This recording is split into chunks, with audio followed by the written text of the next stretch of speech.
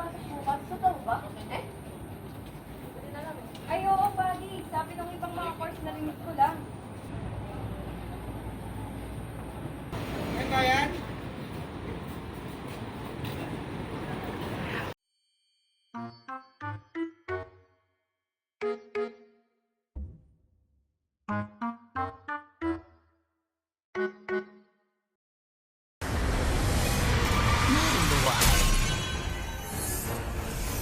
Defeat.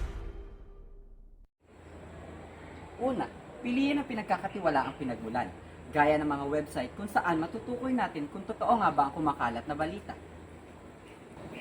Ikalawa, pagkumpara at pagberipika. Tiyakin na mayroong kahalintulad na impormasyon sa iba't ibang website upang maiwasan ang maling impormasyon.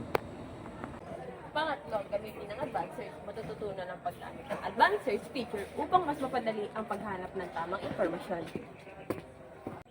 Ikaapat, basahin ang buong artikulo o teksto. Iwasan ang pagbabase sa paminsan-minsan lamang na bahagi ng impormasyon. Ikalima, tumuklas ang diverse sa pananaw. Huwag lamang limitahan sa iisang perspektibo. Subukan maghanap ng mga impormasyon tungkol sa pinagmulan nito upang mas palawak natin ang ating kaalaman. Ika-anim, sumangguni sa mga eksperto.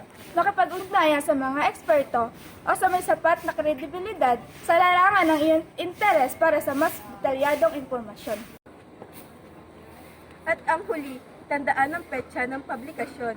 Siguraduhin at alamin kung kailan huling nailathala o na-update ang impormasyon upang siguraduhin ka panipaniwala. Ano yan? Ano na? E di maghanap ng tama, magbasa ng buo, at maging handa sa bawat desisyon. Maging matalino sa paggamit ng internet.